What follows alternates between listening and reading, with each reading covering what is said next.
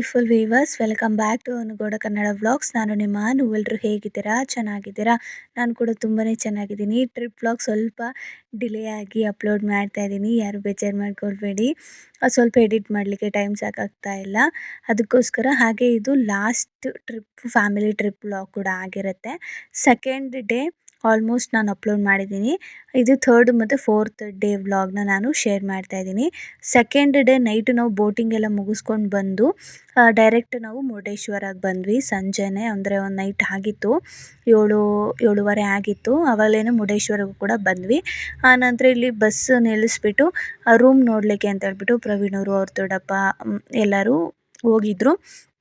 ಅಲ್ಲಿ ನೋಡ್ಕೊಂಬರೋ ಗಂಟ ನಾವು ಇನ್ನೇನು ಮಾಡೋದು ಅಂತ ಹೇಳ್ಬಿಟ್ಟು ಅವನ ಜೊತೆ ಚೇಷ್ಟೆ ಮಾಡ್ಕೊಂಡು ಕೂತಿದ್ವಿ. ಅವ್ರ ಚಿಕ್ಕಮ್ಮ ಇದನ್ನು ಲೈಟಿಂಗ್ದೆಲ್ಲ ತೊಗೊಂಬಂದು ಕೊಟ್ಟಿದ್ರು. ಒಂದು ಕಂಬುದು ಇದೊಂಥರ ಪ್ರಿನ್ಸೆಸ್ ಥರ ಇಟ್ಕೊಳ್ಳೋದು ಲೈಟು ಬರುತ್ತಲ್ಲ ಜಾತ್ರೆಯಲ್ಲಿ, ಅದನ್ನೆಲ್ಲ ಕೊಡಿಸಿದ್ರು ಅವ್ರ ಚಿಕ್ಕಮ್ಮ. ಅದನ್ನೇ ಇಟ್ಕೊಂಡು ಆಟ ಆಡ್ತಾ ಇದ್ದ. ಯಾರು ಕೊಡಿಸಿದ್ದು ಅಂದರೆ ಚಿಕ್ಕಮ್ಮ ಚಿಕ್ಕಮ್ಮ ಅಂತ ಹೇಳ್ತಾ ಇದ್ದ. ಆಮೇಲೆ ಹೇಳ್ತಾನೆ ಇರಲಿಲ್ಲ ಚಿಕ್ಕಮ್ಮ ಅಲ್ಲ ಅಪ್ಪ ಅಮ್ಮ ಕೊಡಿಸಿದ್ದು ಅಂತ, ಹಂಗೆ ಹೇಳ್ತಾ ಇದ್ದ. ನೆನಪಾದಾಗ ಮಾತ್ರ ಚಿಕ್ಕಮ್ಮ ಅಂತ ಇದ್ದ. ಹೀಗೆ ಅವನ ತರಲೆ ನೋಡಿಕೊಂಡು ಅವನ ಆಟ ಮುಗಿತಾ ಇದ್ದಂಗೆ ರೂಮ್ ಕೂಡ ಅವರು ನೋಡ್ಕೊಂಬಂದಿದ್ರಲ್ಲ, ನಾವು ಸೀದಾ ರೂಮಿಗೆ ಬಂದು ಅವನ್ನ ಫ್ರೆಶ್ ಅಪ್ ಮಾಡಿ, ಆನಂತರ ನಾವು ಫ್ರೆಶ್ ಅಪ್ ಆಗಿ ಊಟಕ್ಕೆ ಅಂತ ಹೇಳ್ಬಿಟ್ಟು ಅಲ್ಲೇ ಮುರುಡೇಶ್ವರದ ಹತ್ರನೇ ಒಂದು ಹೋಟ್ಲಿಗೆ ಹೋಗಿ ಊಟ ಮಾಡಿದ್ವಿ. ನಾನು ಊಟದ್ದೇನೂ ಇಲ್ಲಿ ಹಾಕಿಲ್ಲ, ಯಾಕಂದರೆ ಎಲ್ಲರೂ ಫ್ಯಾಮಿಲಿ ಎಲ್ಲ ಕೂತ್ಕೊಂಡು ಊಟ ಮಾಡ್ಬೇಕಾದ್ರೆ ನಾನು ವೀಡಿಯೋ ಮಾಡ್ಕೊಳ್ಳೋದು ನನಗೆ ಯಾಕೋ ಇಷ್ಟ ಆಗಲಿಲ್ಲ. ಹಾಗಾಗಿ ಅದನ್ನು ನಾನು ಸ್ಕಿಪ್ ಮಾಡಿದ್ದೀನಿ. ಇದು ನೆಕ್ಸ್ಟ್ ಡೇ ಮಾರ್ನಿಂಗು ಎದ್ದು ನೋಡಿದ ತಕ್ಷಣ ಇಲ್ಲೂ ಕೂಡ ಮಳೆ ಬರ್ತಾನೆ ಇದೆ, ಜೋರಾಗಿ ಮಳೆ ಬರ್ತಾಯಿತ್ತು. ನಿಮಗೆ ಕಾಣಿಸ್ತಾ ಇದೆಯೋ ಇಲ್ಲೋ ನಂಗೆ ಗೊತ್ತಿಲ್ಲ, ಆದರೆ ಫುಲ್ ಜೋರಾಗಿ ಮಳೆ ಬರ್ತಾಯಿತ್ತು ಬೆಳಗಿನ ಜಾವನೇ. ಅಯ್ಯೋ ಏನಪ್ಪ ಇದು, ನಾವು ಟ್ರಿಪ್ಪಿಗೆ ಬಂದಿದ್ದು ಬರೀ ಮಳೆಯಲ್ಲೇ ಇದಾಗೋಯ್ತಲ್ಲ ಅನ್ಸೋಕ್ಕೆ ಶುರುವಾಗೋಯಿತು. ಆಮೇಲೆ ನಿಧಾನಕ್ಕೆ ಸ್ವಲ್ಪ ಸ್ವಲ್ಪ ನಿಧಾನ ಆಯಿತು. ಸೊ ಇದು ಬಂದು ಮುರುಡೇಶ್ವರದ ರೋಡ್ ಆಗಿರುತ್ತೆ. ಇದು ನೋಡ್ಬೋದು, ಫುಲ್ಲು ಬ್ಯುಸಿ ಆಗಿಬಿಟ್ಟಿದೆ ರೋಡ್ ಪೂರ್ತಿ.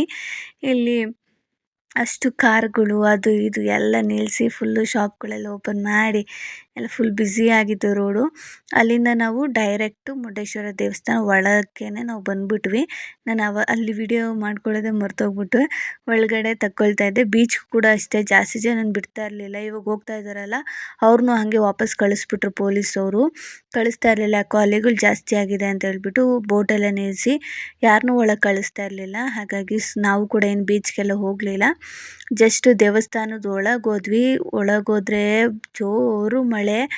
ಸ್ವಲ್ಪ ಹೊತ್ತಾಯಿತು, ಸ್ವಲ್ಪ ಹೊತ್ತು ಬಿಟ್ಟು ನೋಡಿದ್ರೆ ನಾವು ದರ್ಶನ ಎಲ್ಲ ಮುಗಿಸ್ಕೊಂಡು ಇನ್ನೇನಿಲ್ಲ, ಒಂದು ಗಣೇಶನದು ಟೆಂಪಲ್ ಇದೆ ಚಿಕ್ಕದಾಗಿ, ಅಲ್ಲಿಗೆ ಬರೋ ಅಷ್ಟೊತ್ತಿಗೆ ನೋಡ್ಬೋದು ನೀವು ಎಷ್ಟು ಜೋರು ಮಳೆ ಅಂತ. ಜೋರು ಮಳೆಯಲ್ಲಿ ಎಲ್ಲ ಭಕ್ತಾದಿಗಳು ದರ್ಶನ ಮಾಡ್ತಾ ಇದ್ದಾರೆ. ಇನ್ನೇನು ಮಾಡೋದಕ್ಕಾಗಲ್ಲ, ಅಲ್ಲೇ ನಿಂತ್ಕೊಂಡು ಇರೋದಕ್ಕಾಗಲ್ಲ. ಎಷ್ಟೊಂದು ಜನ ಈಚೆಗಡೆನೂ ನಿಂತು ಕಾಯ್ತಾ ಇರ್ತಾರೆ ಅಲ್ವಾ, ಅವ್ರಿಗೂ ತೊಂದರೆ ಆಗಬಾರ್ದು.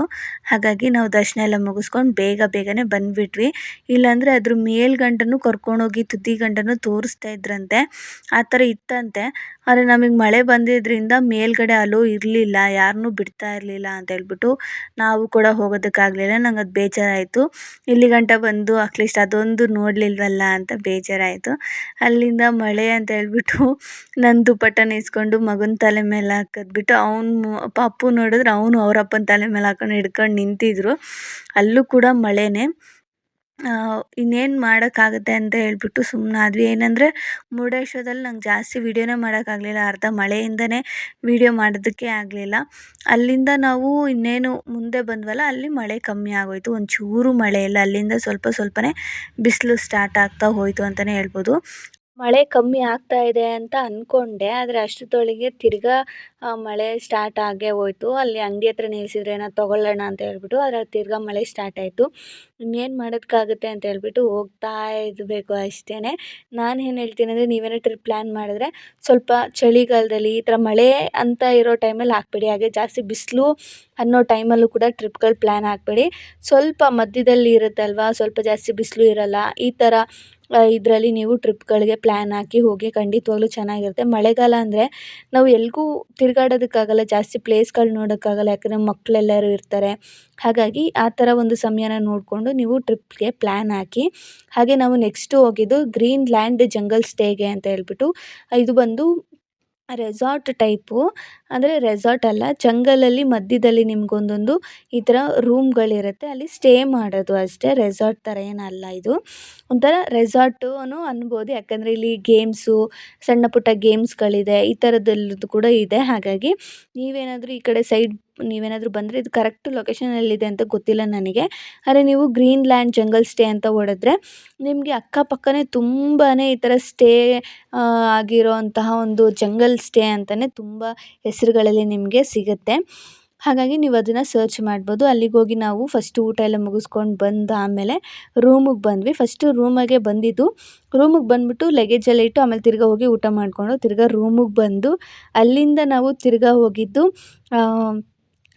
ಲೇಕಲ್ಲಿ, ಅಂದರೆ ಆಟ ಆಡಲಿಕ್ಕೆ ಅಂತ ಹೇಳ್ಬಿಟ್ಟು ಹೋಗಿದ್ದು. ವಾಟರ್ ಲೇಕಲ್ಲಿ ಗೇಮ್ಸ್ಗಳೆಲ್ಲ ಇರುತ್ತೆ ಅಲ್ವಾ. ದಾಂಡೇಲಿ ಅಂತ ಹೇಳ್ತಾರಲ್ವ, ದಾಂಡೇಲಿಗೆ ನಾವು ಹೋಗಿದ್ದಿದ್ದು. ಸೊ ದಾಂಡೇಲಿಗೆ ಅಲ್ಲಿಗೆ ಹೋದಾಗ ಅಲ್ಲಿ ವಾಟರ್ ಗೇಮ್ಸ್ಗಳೆಲ್ಲ ಇರುತ್ತೆ ಅಂತ ಹೇಳ್ಬಿಟ್ಟು ಅಲ್ಲಿಗೆ ಹೋದ್ವಿ, ದಾಂಡೇಲಿಗೆ. ಅಲ್ಲಿ ಕೂತಿದ್ವಿ ಫಸ್ಟು. ಟಿಕೆಟ್ ಇದನ್ನೆಲ್ಲ ನೋಡ್ಕೊಂಬರೋಣ ಅಂತೇಳಿ ಕೂತಿದ್ರು. ಇಲ್ಲಿ ಅಪ್ಪ ಮಗ ನಾವು ಎಲ್ಲರೂ ಕೂತಿದ್ವಿ. ಅಲ್ಲೇನಾಯಿತು ಅಂದರೆ ನಾವು ಜಾಸ್ತಿ ಆಟ ಆಡಲಿಕ್ಕೆ ಆಗಲಿಲ್ಲ. ಬರೀ ಒಂದು ರೈಡ್ ಮಾತ್ರ ಹೋದ್ವಿ. ಫ್ಯಾಮಿಲಿ ಮಾತ್ರ ಹೋಗಿದ್ದಾಯಿತು. ಆದರೆ ಕಪಲ್ಸು, ಸಿಂಗಲ್ಸ್ ಈ ಥರದ್ದೆಲ್ಲ ಇದೆ, ನೀವು ನೋಡ್ಕೊಂಬರ್ಬೋದು. ಅದು ತುಂಬ ಚೆನ್ನಾಗಿರುತ್ತೆ. ಆದರೆ ನಾವು ಫ್ಯಾಮಿಲಿ ಮಾತ್ರ ಹೋಗಿದ್ದು. ಅದು ಕೂಡ ತುಂಬಾ ಚೆನ್ನಾಗಿತ್ತು. ಅಲ್ಲಿ ಅವ್ರು ಮೆಂಟರ್ ಇರ್ತಾರಲ್ವ, ಅವ್ರು ಎಷ್ಟು ಚೆನ್ನಾಗಿ ನಮಗೆ ಗೈಡ್ ಮಾಡ್ತಾ ಇರ್ತಾರೆ ಅಂದರೆ ತುಂಬಾ ಚೆನ್ನಾಗಿರುತ್ತೆ. ನೀವೇ ಅದನ್ನು ಎಕ್ಸ್ಪೀರಿಯೆನ್ಸ್ ಮಾಡಿದ್ರೆ ಮಾತ್ರ ಅದ್ರ ಮಜಾ ಗೊತ್ತಾಗುತ್ತೆ ಅಂತಲೇ ಹೇಳ್ಬೋದು. ಅಷ್ಟು ಚೆನ್ನಾಗಿತ್ತು.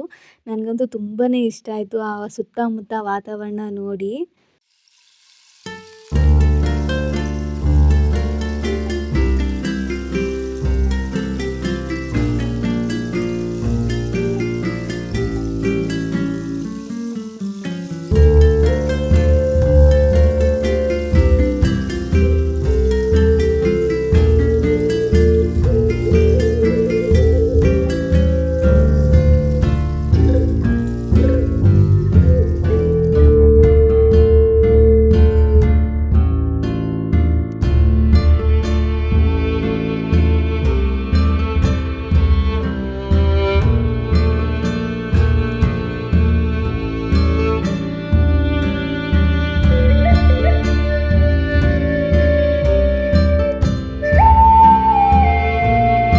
ನಾವೇನು ಜಾಸ್ತಿ ಆಟ ಆಡೋಕ್ಕಾಗಲಿಲ್ಲ. ಅಪ್ಪು ಅಂತೂ ತುಂಬಾ ಹಠ ಮಾಡಿಬಿಟ್ಟ, ಜೋರಾಗಿ ಅಳೋದೆಲ್ಲ ಮಾಡಿಬಿಟ್ಟ. ಹಾಗಾಗಿ ನಾವು ಸುಮ್ಮನಾಗೋದ್ವಿ. ಅಲ್ಲಿಂದ ನಾವು ಬಂದಿದ್ದು ಪೂಲ್ಗೋಗಿ ಆಟ ಆಡಿಕೊಂಡು ಅಲ್ಲಿಂದ ನನಗೆ ಫೋನ್ ಸಿಕ್ಕಿದೆ. ಯಾಕಂದರೆ ಚಾರ್ಜಿಂಗ್ ಹಾಕ್ಬಿಟ್ಟಿದ್ದೆ. ಹಾಗಾಗಿ ಆಮೇಲೆ ಪ್ರವೀಣ್ ಅವ್ರು ಹೋಗಿ ಎತ್ಕೊಂಬಂದರು. ಅಷ್ಟೊತ್ತೊಳಗೆ ನಾವು ಪೂಲಲ್ಲೆಲ್ಲ ಆಟ ಆಡಿಕೊಂಡು ಆನಂತರ ಫೈರ್ ಕ್ಯಾಂಪ್ಗೆ ಅಂತ ಹೇಳ್ಬಿಟ್ಟು ರೆಡಿ ಮಾಡಿಸಿದ್ರು. ಹಾಗಾಗಿ ಫ್ರೆಶ್ ಅಪ್ ಆಗಿ ಅಲ್ಲಿಗೆ ಹೋದ್ವಿ. ಸ್ವಲ್ಪ ಹೊತ್ತು ಅಲ್ಲಿ ಎಲ್ಲ ಎಂಜಾಯ್ ಮಾಡಿಕೊಂಡು ಆರಾಮಾಗಿ, ಏನಂದರೆ ನಾವು ಫ್ಯಾಮಿಲಿ ಹೋದಾಗ ಸ್ವಲ್ಪ ನಮಗೆ ಒಂಥರ ಮೈಂಡ್ ರಿಲೀಫ್ ಆಗುತ್ತೆ. ಒಂಥರ ರೆಸ್ಟ್ ಪ್ಲೇಸ್ ಅಂತಲೇ ಹೇಳ್ಬೋದು. ರೆಸ್ಟ್ ಮಾಡಲಿಕ್ಕೆ ಆರಾಮಾಗಿ ಹೋಗ್ಬೋದು. ಇಲ್ಲೆಲ್ಲ ಎಂಜಾಯ್ ಮಾಡೋದಕ್ಕಾಗಿರ್ಬೋದು, ರೆಸ್ಟ್ ಮಾಡೋದಕ್ಕೆ ಒಂಥರ ಪ್ರಕೃತಿ ಮಡಿಲಲ್ಲಿ ನಾವು ಇದ್ದೀವೇನೋ ಅಂತ ಅನಿಸೋ ಥರ ಅನಿಸ್ತಾ ಇರುತ್ತೆ. ಆದರೆ ಹೋಗ್ತಾ ಸ್ವಲ್ಪ ಅಪ್ಪನೂ ಕೂಡ ಅಲ್ಲೆಲ್ಲ ಅಡ್ಜಸ್ಟ್ ಆದ. ಹಾಗೆ ಅಲ್ಲೆಲ್ಲ ಕಲ್ಲುಗಳೆಲ್ಲ ಇತ್ತಲ್ಲ, ಆರಾಮಾಗಿ ಅಲ್ಲೆಲ್ಲ ಆಟ ಆಡಿಕೊಂಡು ಓಡಾಡ್ಕೊಂಡಿದ್ದ. ಹಾಗೆ ಅಲ್ಲೇ ನಮಗೆ ಬಫೆ ಸಿಸ್ಟಮ್ ಇರುತ್ತೆ. ಊಟ ನಾವಲ್ಲೇ ಹಾಕ್ಕೊಂಡು ತಿನ್ಬೋದು. ಹಾಗಾಗಿ ನಾವು ಕೂಡ ಬೇಗನೆ ಅಪ್ಪುಗೆ ತಿನ್ನಿಸಿ ನಾನು ಕೂಡ ತಿನ್ನಿಸ್ಬಿಟ್ಟು ಆಮೇಲೆ ಕೆಲವೊಂದಿಷ್ಟು ಕ್ಲಿಪ್ಪಿಂಗ್ಸ್ನ ತಗೊಂಡೆ. ಆದರೆ ಊಟದ್ದೆಲ್ಲ ನಾನು ಮಾಡೋಕ್ಕಾಗಿಲ್ಲ. ಯಾಕಂದರೆ ಫ್ಯಾಮಿಲಿ ಎಲ್ಲ ಒಟ್ಟಿಗೆ ಕೂತ್ಕೊಂಡು ಊಟ ಮಾಡ್ತಾ ಇದ್ದಿದ್ದರಿಂದ ಆ ಥರ ನಾವು ಫೋಟೋಸು ವೀಡಿಯೋಸ್ ಎಲ್ಲ ಊಟದ್ದೆಲ್ಲ ಮಾಡಿಕೊಂಡ್ರೆ ಅವ್ರಿಗೆ ಮುಜುಗರ ಆಗ್ಬೋದೇನೋ ಅಂತ ಹೇಳ್ಬಿಟ್ಟು ನಾನು ಅದನ್ನೇನು ಮಾಡಿಲ್ಲ. ಆದರೆ ಬಫೆ ಸಿಸ್ಟಮ್ ಇರುತ್ತೆ, ನೀವು ಎಷ್ಟು ಬೇಕಾದ್ರೂ ಹಾಕ್ಕೊಂಡು ತಿನ್ಬೋದು. ತುಂಬಾ ಚೆನ್ನಾಗಿರುತ್ತೆ ಮಾತ್ರ ಊಟ. 2ರಿಂದ 3 ಥರ ಮಾಡಿರ್ತಾರೆ. ಮಾರ್ನಿಂಗು ಅಷ್ಟೇ. ಆ ಥರ ನಿಮ್ಗೆ ಎಷ್ಟು ಬೇಕೋ ನೀವು ಅಷ್ಟನ್ನು ಹಾಕ್ಕೊಂಡು ತಿಂದು ಆರಾಮಾಗಿ ನೀವು ಆ ರೆಸಾರ್ಟ್ ಪೂರ್ತಿ ನೀವು ಆರಾಮಾಗಿ ರೆಸ್ಟ್ ಮಾಡಿಕೊಂಡು ಎಂಜಾಯ್ ಮಾಡಿಕೊಂಡು ಇರ್ಬೋದು. ಆ್ಯಂಡ್ ನಾವು ಹೋದಾಗಂತೂ ಅಲ್ಲೆಲ್ಲ DJ ಸಾಂಗ್ ಎಲ್ಲ ಹಾಕ್ಕೊಂಡು ಕುಣಿತಾ ಇದ್ದರು. ಸ್ವಿಮ್ಮಿಂಗ್ ಪೂಲಲ್ಲಿ ಗೇಮ್ಸ್ ಎಲ್ಲ ಆಡ್ತಾಯಿದ್ರು. ಹಾಗೆ ನಾನು ನಿಮ್ಗೆ ಇವಾಗ ಸ್ವಿಮ್ಮಿಂಗ್ ಪೂಲ್ನು ಕೂಡ ತೋರಿಸ್ತೀನಿ. ಆವಾಗಲೇ ತೋರಿಸೋದಕ್ಕಾಗಲಿಲ್ಲ. ಹಾಗೆ ಇವಾಗ ಬಂದು ಕ್ಲೋಸ್ ಆಗಿಬಿಟ್ಟಿದೆ. ಅಲ್ಲಿ 9 to 9 ಅಂದರೆ ಮಾರ್ನಿಂಗ್ 9ಇಂದ ನೈಟ್ 9ವರೆಗೂ ಆ ಥರ ಇರುತ್ತೆ. ಸ್ವಿಮ್ಮಿಂಗ್ ಪೂಲಲ್ಲೂ ಅಷ್ಟೇ, ಅದು ಕಲರ್ ಚೇಂಜ್ ಆಗ್ತಾ ಇರುತ್ತೆ. ಆವಾಗ ಆಟ ಆಡೋದು ಚೆನ್ನಾಗಿರುತ್ತೆ. ಸಾಯಂಕಾಲದ ಹೊತ್ತು ಅದು ಕಲರ್ ಚೇಂಜ್ ಆಗ್ತಾಯಿದ್ದಾಗ ನಾವು ಆಟ ಆಡೋದು ತುಂಬಾ ಚೆನ್ನಾಗಿರುತ್ತೆ. ಈ ಥರ ನೀರೆಲ್ಲ ಆಗ್ಬಿಟ್ಟಿತ್ತು ಅಲ್ಲಿ ಸ್ವಿಮ್ಮಿಂಗ್ ಆಡಿ ಗೇಮ್ಸ್ ಎಲ್ಲ ಆಡಿಬಿಟ್ಟು. ಅಪ್ಪನೂ ಕೂಡ ಒಂದು ಸ್ವಲ್ಪ ಹೊತ್ತು ಆಟ ಆಡ್ದ. ಅಲ್ಲಿ ಆಮೇಲೆ ಸ್ವಲ್ಪ ಅಡ್ಜಸ್ಟ್ ಆಗಿ ರೆಸಾರ್ಟಲ್ಲಿ ಆಟ ಆಡೋಕೆ ಶುರು ಮಾಡ್ದ. ಒಬ್ಬನೇ ಓಡೋಗೋದು, ಒಬ್ಬನೇ ಆಟ ಆಡೋದು ಮಾಡ್ತಾಯಿದ್ದ. ಆದರೆ ನೀರು ಹತ್ರ ಮಾತ್ರ ಹೋಗ್ತಾ ಇರಲಿಲ್ಲ. ಹೆದ್ರುಕೊಂಡು ಹಿಂದೆಗಡೆ ಓಡಿ ಬಂದ್ಬಿಟ್ಟು ಅವನು. ಹಾಗಾಗಿ ಇವಾಗ ನನ್ನನ್ನು ಎಳ್ಕೊಂಡು ಹೋಗ್ತಾ ಇದ್ದಾನೆ, ನಡಿ ಊರು ಅಂದರೆ ಮನೆಗೆ ನಡಿ ಅಂತ ಎಳ್ಕೊಂಡು ಹೋಗ್ತಾನೆ. ನಾನು ಯಾವ ಮನೆಯೂ ಹೋಗು, ಇದೇ ಮನೆ ಅಂತ ಹೇಳ್ಬಿಟ್ಟು ನಾನು ರೇಗಿಸ್ತಾ ಇದ್ದೆ. ಸೊ ಹೇಗೋ ನೈಟ್ ಅಂತೂ ಆರಾಮಾಗಿ ನಿದ್ದೆ ಮಾಡ್ದೋ ಅಂತಲೇ ಹೇಳ್ಬೋದು. ಸೊ ಬೆಳಗ್ಗೆ ಎದ್ದಿದ ತಕ್ಷಣ ಆ ಗಾಳಿ, ಆ ಪಕ್ಷಿಗಳ ಸೌಂಡು ನಿಜ ಒಂಥರ ಎಕ್ಸ್ಪೀರಿಯೆನ್ಸ್ ಚೆನ್ನಾಗಿತ್ತು. ಜಂಗಲಲ್ಲಿ ಅಂದರೆ ಕಾಡಿನ ಮಧ್ಯೆ ಇರೋದು ಅಲ್ವಾ, ಅಪ್ಪ ಎಷ್ಟು ಪೀಸಾಗಿರುತ್ತೆ ಅಂತ ಅಂದರೆ, ನೀವು ಮ್ಯೂಸಿಕ್ಕು ಏನಾದರೂ ಇದ್ದರೆ ಮಾತ್ರ ಜೋರಾಗಿ ಸೌಂಡ್ ಕೇಳಿಸುತ್ತೆ. ಅದು ಬಿಟ್ಟರೆ ಯಾರ ಸೌಂಡು ಕೂಡ ನಿಮಗೆ ಕೇಳಿಸಲ್ಲ. ಅಷ್ಟು ಪೀಸ್ಫುಲ್ಲಾಗಿರುತ್ತೆ. ಈ ಥರ ಟೆಂಟ್ ಹೌಸ್ಗಳೆಲ್ಲ ಇರುತ್ತೆ, ಆ ಥರನೂ ನೀವು ಸ್ಟೇ ಆಗ್ಬೋದು. ಈ ಥರ ಮನೆಗಳ ಥರ ಕಟ್ಟಿರ್ತಾರೆ ಕಲ್ಲಲ್ಲಿ, ಅದರಲ್ಲೂ ಕೂಡ ನೀವು ಸ್ಟೇ ಆಗ್ಬೋದು. ಹಾಗಾಗಿ ಮಾರ್ನಿಂಗ್ ನಾನು ಅಪ್ಪು ಇಬ್ಬರು ಒಂದು ವಾಕಿಂಗ್ ಅಂತ ಹೇಳ್ಬಿಟ್ಟು ಹೋದ್ವಿ. ವಾಕಿಂಗ್ ಎಲ್ಲ ಮುಗಿಸ್ಕೊಂಡು ಬಂದು ನಾವು ಕೂಡ ಫ್ರೆಶ್ ಅಪ್ ಆಗಿ ರೆಡಿಯಾಗಿ ಅಪ್ಪುನೂ ಕೂಡ ರೆಡಿ ಮಾಡಿದೆ. ಅವನಿಗೆ ಪ್ಯಾಂಟ್ಗಳು ತಗೊಂಡೋಗೋದೇ ಮರೆತು ಬಿಟ್ಟಿದ್ದೀನಿ ನಾನು. ಸೊ ನಾವು ಬೀಚ್ಗೆ ಅಂತ ತೊಗೊಂಡಿದ್ದಂಥ ಅಂದರೆ ಶಾರ್ಟ್ಸ್, ಅರ್ಧ ಶಾರ್ಟ್ಸ್ನೇ ಹಾಕ್ದೆ. ಪರವಾಗಿಲ್ಲ ಬಿಡು, ಏನು ಬೇಡ, ಒಂಥರ ಅವ್ನಿಗೂ ಇರಿಟೇಟ್ ಆಗ್ತಾ ಇರುತ್ತೆ ಅಂತ ಹೇಳ್ಬಿಟ್ಟು ಹಂಗಂದ್ರು, ಅದಕ್ಕೆ ಸುಮ್ಮನಾದೆ. ಆ್ಯಂಡ್ ನೈಟೆಲ್ಲ ಮಳೆ ಬಿದ್ದಿರೋದು ನೋಡಿ, ಅಲ್ಲೆಲ್ಲ ಫುಲ್ ಕೆಸರಾಗಿ ನೀರೆಲ್ಲ ಆಗ್ಬಿಟ್ಟಿತ್ತು. ಅದು ತುಂಬಾ ಚೆನ್ನಾಗಿದೆ. ಒಬ್ರಿಗೆ 1600 1800 ಏನೋ ಸಮಥಿಂಗ್ ಅಂತ ಅನಿಸುತ್ತೆ. ನನಗೂ ಅಷ್ಟು ಸ್ಪಷ್ಟವಾಗಿ ಗೊತ್ತಿಲ್ಲ. ಆದರೂ ಅಷ್ಟು 1000 ಮೇಲೆ ಆಗುತ್ತೆ ಒಬ್ಬರು ಹೋಗೋದಾದರೆ. ಆದರೆ ಇದೆಲ್ಲ ಪ್ರೀ ಬುಕ್ಕಿಂಗ್ ಮಾಡಿರಬೇಕಾಗತ್ತೆ ನೀವು. ಫಸ್ಟೇ ಬುಕ್ ಮಾಡಿಕೊಂಡು ನೀವು ಹೋದರೆ ಆರಾಮಾಗಿ ನೀವು ಸ್ಟೇ ಆಗಿ, ಊಟ ಎಲ್ಲ ಇರುತ್ತೆ, ಅನ್ಲಿಮಿಟೆಡ್ ಇರುತ್ತೆ. ನೀವು ಆರಾಮಾಗಿ ತಿಂದ್ಕೊಂಡು ಸ್ಟೇ ಮಾಡಿಕೊಂಡು ಗೇಮ್ಸ್ ಎಲ್ಲ ಆಡಿಕೊಂಡು ನೀವು ಬರ್ಬೋದು.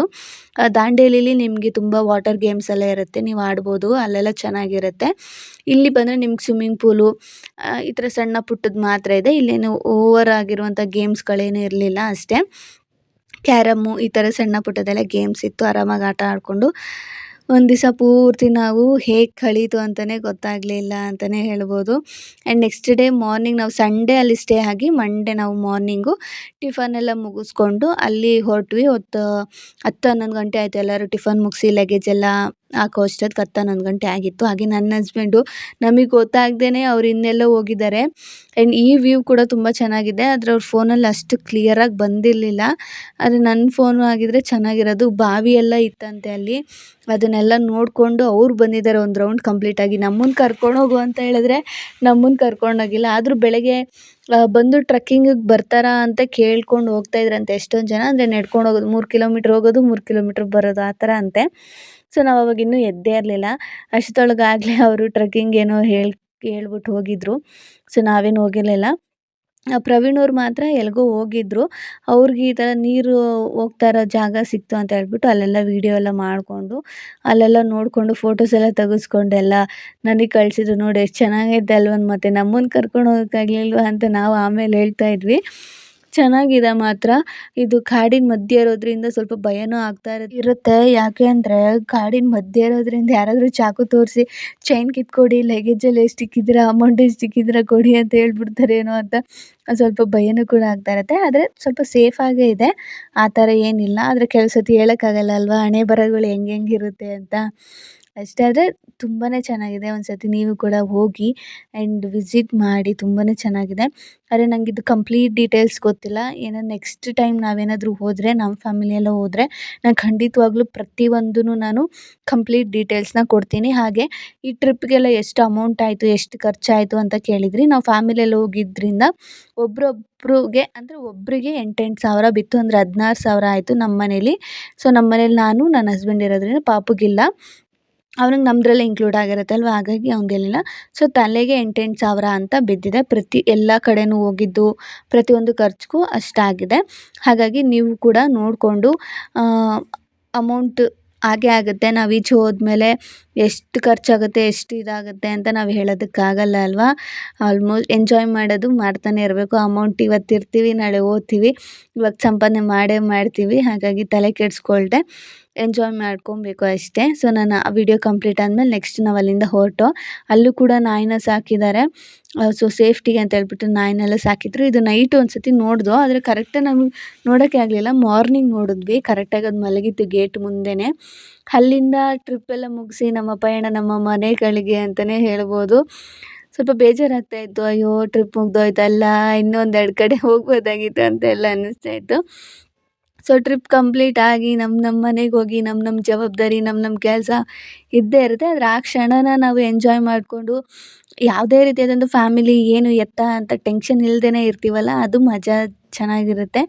ಅಲ್ಲಿಂದ ಬಂದಮೇಲೆ ಇದ್ದೇ ಇರುತ್ತೆ. ಆದರೆ ಈ ಥರ ಫ್ಯಾಮಿಲಿ ಟ್ರಿಪ್ ಹೋದಾಗ ನಾವು ಫ್ಯಾಮಿಲಿ ಹೋದಾಗ ಸ್ವಲ್ಪ ರೆಸ್ಟ್ ಮಾಡಿಕೊಂಡು ಆರಾಮಾಗಿ ಪ್ಲೇಸಸ್ಗಳನ್ನ ಎಂಜಾಯ್ ಮಾಡ್ಕೊಂಡು ಬರೋದು ಒಳ್ಳೆಯದು. ಹಾಗೆ ಇವತ್ತಿನ ಒಂದು ಫ್ಯಾಮಿಲಿ ಟ್ರಿಪ್ ವಿಡಿಯೋ ಇಲ್ಲೇ ಎಂಡ್ ಆಗುತ್ತೆ.